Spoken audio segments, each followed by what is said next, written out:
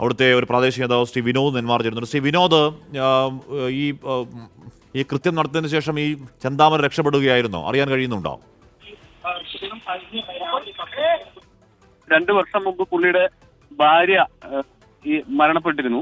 അതിന് കാരണക്കാരാണ് ഈ അയൽവാസികളെന്ന് ആരോപിച്ചാണ് ഈ കൊല നടന്നിട്ടുള്ളത്. ജാമ്യം കിട്ടി ജയിലിൽ നിന്ന് വന്ന ഉടനെ അമ്മയും മകനെയും വെട്ടിക്കൊന്ന ആള് രക്ഷപ്പെട്ടു എന്നാണ് കിട്ടുന്നത്. എന്ന് പറഞ്ഞാൽ ഈ ചെന്താമരയുടെ ഭാര്യ മരിച്ചു, അങ്ങനെയാണോ? അതെ അതെ. ഓ, അപ്പോൾ ഇപ്പോൾ ഇയാൾ തന്നെ ഈ സുധാകരന്റെ ഭാര്യ സജിതയെ വെട്ടിക്കൊലപ്പെടുത്തിയ കേസിലെ പ്രതിയുമാണ്. അതെ അതെ. ഇയാൾ എന്താണ് ജാമ്യത്തിൽ ഇറങ്ങിയെന്ന് അറിയാൻ കഴിയുന്നുണ്ടോ വിനോദ്? കഴിഞ്ഞ ദിവസമാണ് ജാമ്യത്തിൽ ഇറങ്ങിയതായിട്ട് വിവരം കിട്ടിയത്. ഇറങ്ങിയ ഉടനെ ഈ കൃത്യം നിർവഹിച്ച് രക്ഷപ്പെടുകയാണെന്നാണ് അവിടെ പ്രദേശത്ത് അന്വേഷിക്കുമ്പോൾ മനസ്സിലായത്. മൃതദേഹങ്ങൾ നെന്മാറ ഗവൺമെന്റ് ആശുപത്രിയിൽ ഉണ്ടെന്ന് പറയുന്നത്. പോസ്റ്റ്മോർട്ടം അടക്കമുള്ള നടപടികൾ പുരോഗമിച്ചുകൊണ്ടിരിക്കുകയാകും അവിടെ, അല്ലേ? അതെ അതെ അതെ.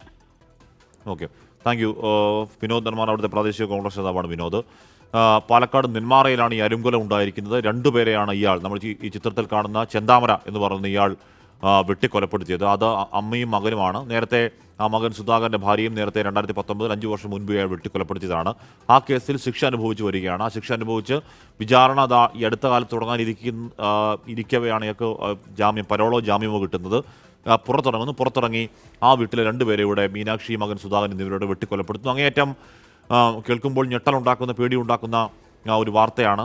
ഇത്തരത്തിൽ ഏത് വീട്ടിലാണ് ആദ്യ കൊലപാതകം ഉണ്ടായത്, അതേ വീട്ടിൽ തന്നെ അവർ കഴിയുന്നു. അതേ കേസിലെ പ്രതി തന്നെ ജാമ്യത്തിൽ ഇറങ്ങുന്നു. അതേ കേസിലെ പ്രതി തന്നെ ആ വീടിനടുത്ത് താമസിക്കുന്നു.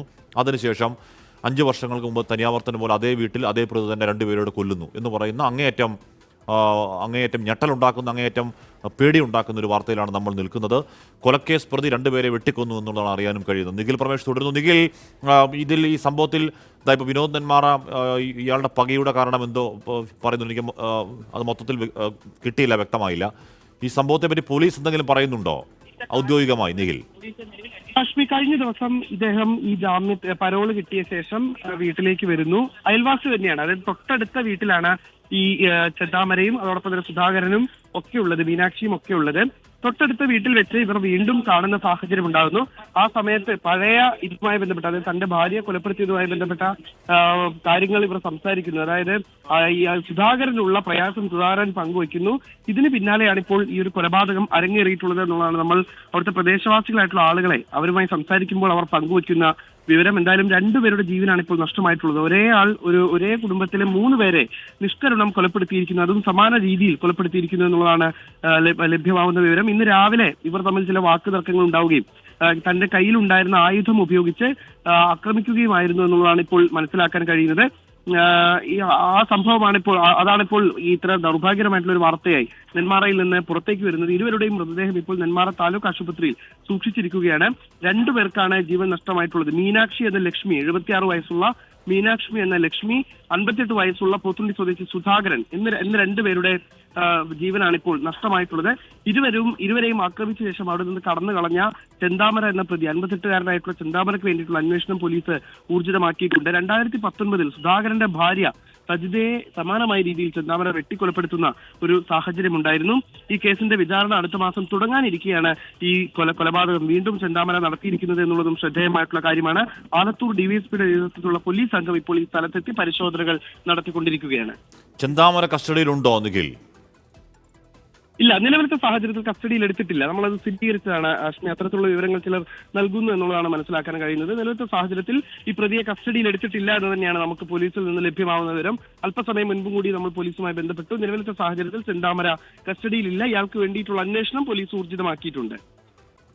2019 ഇയാൾ ഈ കൃത്യം സുധാകരൻ ഇപ്പോൾ കൊലപ്പെടുത്തിയ സുധാകരന്റെ ഭാര്യയെ കൊന്നതിന് ശേഷം ഇയാൾ ഇതിനടുത്തുള്ള മലകളിലേക്ക് ഓടിക്കയറി. പോത്തുണ്ടി ഡാമിനോട് ചേർന്ന ഭാഗമാണത്. അവിടെ ഒളിച്ചിരിക്കാനൊക്കെ ഒരുപാട് സ്ഥലമുള്ള കാട്, ഒരു വനമേഖലയാണ്. ആ വനത്തിനുള്ളിൽ രാത്രി ഇയാൾ ഒളിച്ചിരിക്കുകയായിരുന്നു. രാത്രി ഏറെ വൈകി അന്വേഷണ സംഘം ഇവിടെ കാട്ടിൽ തെരച്ചിൽ നടത്തുന്നുണ്ട് എന്നറിഞ്ഞാണ് ഇയാൾ ഒളിച്ചിരുന്നത്.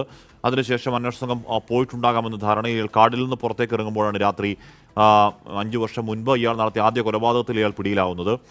ഇക്കുറിയും ചെന്താമര മിസ്സിംഗ് ആണെന്ന് വേണം മനസ്സിലാക്കാൻ. ചെന്താമര ഇരട്ട കൊലപാതകം നടത്തിയതിനു ശേഷം ഓടി മാറുകയായിരുന്നു എന്നുള്ളതാണ് നേരത്തെ സംസാരിച്ച MLA അടക്കമുള്ളവർ പറഞ്ഞത്. പോലീസ് എന്തായാലും ചെന്താമരയ്ക്ക് വേണ്ടിയുള്ള തെരച്ചിൽ തന്നെയാണ്. എന്തായാലും അങ്ങേയറ്റം ഞെട്ടിക്കുന്ന, അങ്ങേയറ്റം വേദനിപ്പിക്കുന്ന വാർത്ത തന്നെയാണെന്ന് ഉറപ്പായും പറയാം. 2 ജീവനുകളാണ് ഒരു കൊലക്കേസ് പ്രതി, ഒരാൾ കൊലപാതകി എന്ന് പറഞ്ഞാൽ പോരാ, നേരത്തെ ഒരു കൊലക്കേസ് പ്രതി, അതിൻ്റെ പേരിൽ ശിക്ഷ അനുഭവിക്കുന്ന ഒരാൾ ജയിലിൽ നിന്നിറങ്ങി ചെയ്ത ക്രൂരകൃത്യം അതിലും ഭീകരമായ ഏതെങ്കിലും തരത്തിൽ ജയിലിൽ ഒരു മനസ്താപവും ഒരു പ്രായശ്ചിത്ത ബോധവും ഉണ്ടാവാതെ, ഏതെങ്കിലും തരത്തിൽ ഒരു റിമോഴ്സും ഉണ്ടാവാതെ ആ കൊലപാതകത്തിൽ നിറങ്ങി 2 കൊലപാതകങ്ങൾ കൂടി ചെയ്യാൻ അയാൾ തുനിയുന്നെങ്കിൽ അയാൾ കൊടിയ കുറ്റവാളിയാണ്. ആ കുറ്റവാളിയെ പോലീസ് പൂട്ടും എന്ന് തന്നെ നമുക്ക് പ്രതീക്ഷിക്കാം. എന്തായാലും അയാൾക്ക് ജാമ്യവും പരോളുമോ കിട്ടുന്ന സാഹചര്യത്തെക്കുറിച്ച് കൂടിയുള്ള സജീവ ചർച്ചകൾ ഉറപ്പായും ഉണ്ടാകും.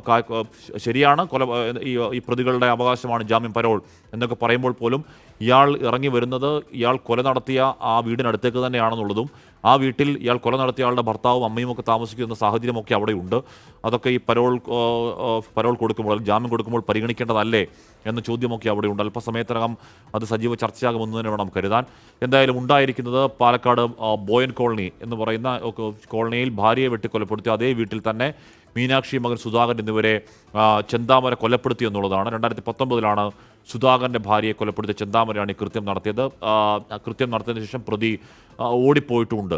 നിഖിൽ പ്രമേഷ്, നിഖിൽ, 5 വർഷം മുൻപ് ഈ സുധാകരൻ്റെ ഭാര്യ സജിതയെ ക്രൂരമായി വെട്ടിക്കൊലപ്പെടുത്തിയ അതേ വീട്ടിൽ തന്നെയല്ലേ അമ്മയെയും മകനെയും കൂടി ഇപ്പോൾ ഇയാൾ കൊലപ്പെടുത്തിയിരിക്കുന്നത്?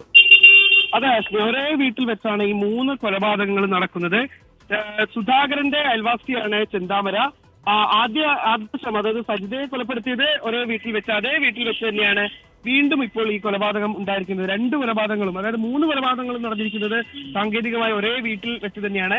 നേരത്തെ ഈ പ്രതി 2019 കൃത്യം നിർവഹിച്ച ശേഷം ജാമ്യത്തിൽ പോകുന്നു. പിന്നീട് വർഷങ്ങൾക്ക് ശേഷം കൃത്യമായിട്ടുള്ള ആസൂത്രണം നടത്തി വീണ്ടും ഈ വീട്ടിലേക്ക് തന്നെ എത്തി ആ വീട്ടിലെ തന്നെ 2 പേരെ കൂടി കൊലപ്പെടുത്തുന്ന സാഹചര്യം ഉണ്ടായിരിക്കുന്നു.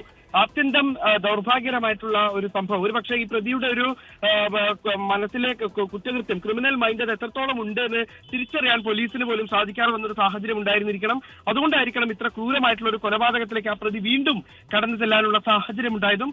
സാധാരണഗതിയിൽ പരോൾ നൽകുക, അവരുടെ മാനസികാവസ്ഥ, അവരുടെ പെരുമാറ്റ രീതി, ഇതെല്ലാം പരിഗണിച്ചുകൊണ്ടാണ് ഒരുപക്ഷെ ഈ പ്രതി ഇത്തരത്തിൽ വീണ്ടും ജയിലിനകത്ത് കിടന്നും ഒരു കൊലപാതകം ആസൂത്രണം ചെയ്യുന്നു എന്ന് മനസ്സിലാക്കാൻ പോലും കഴിയാത്ത തരത്തിലേക്ക് കഴിയാതെ വന്നതായിരിക്കണം ഒരുപക്ഷെ ഇത്തരത്തിലൊരു കൊലപാതകത്തിലേക്ക് വീണ്ടും അയാൾ കടക്കാനുള്ള സാഹചര്യം ഉണ്ടാക്കിയത്.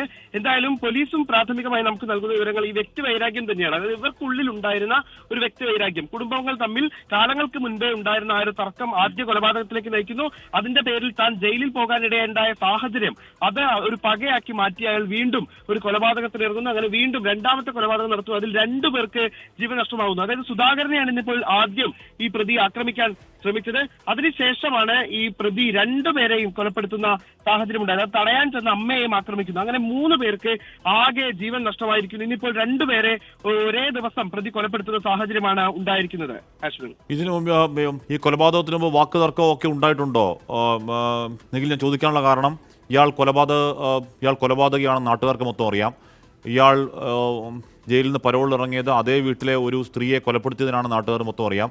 എന്നിട്ടും ഒരു വാക്ക് തർക്കത്തിലൊക്കെ ഇയാൾ വീണ്ടും ആ വീട്ടിലേക്ക് പോവുകയും അതിൽ പരിസരവാസികളൊന്നും ഇടപെടാതിരിക്കുകയും ചെയ്യുക എന്നൊക്കെ പറയുന്നത് കുറച്ച് അസാധാരണത്വം ഉണ്ട്. നിഖിൽ, അങ്ങനെയാണ് പറയുന്നത് ഹാഷ്മി. അത്തരത്തിലുള്ള വിവരങ്ങൾ തന്നെയാണ് ഇപ്പോൾ പ്രദേശവാസികളായിട്ടുള്ള ആളുകളും പങ്കുവെക്കുന്നവരും. 1 മാസമായി ഇയാൾക്ക് പരോൾ ലഭിച്ചിട്ട്, കഴിഞ്ഞ 1 മാസമായി ഇയാൾ നാട്ടിലുണ്ട്. അതായത് കഴിഞ്ഞ 1 മാസം ഇത്തരത്തിലുള്ള പദ്ധതി ആസൂത്രണം ചെയ്തു പോരുകയാണ് ഈ പ്രതി എന്ന് വേണം നമ്മൾ വായിച്ചെടുക്കാൻ.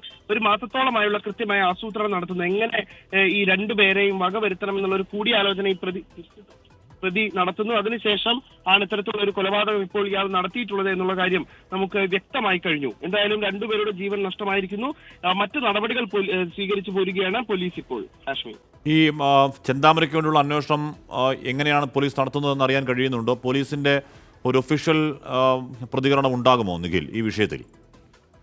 പോലീസിന്റെ ഔദ്യോഗിക പ്രതികരണം ഉറപ്പായും ഉണ്ടാകും ഹാഷ്മി. ഇപ്പോൾ ഇവിടേക്ക് എത്തിച്ചേർന്നുകൊണ്ടിരിക്കുകയാണ്. അതായത് ഈ സംഭവ സ്ഥലത്തെത്തി പരിശോധനകൾ നടത്തിക്കൊണ്ടിരിക്കുകയാണ്. ആലത്തൂർ ഡിവൈഎസ്പിയുടെ നേതൃത്വത്തിലുള്ള പോലീസ് സംഘം അവർ സ്ഥലത്തെത്തി കൂടുതൽ വിവരങ്ങൾ ശേഖരിച്ചു പോരുകയാണ്.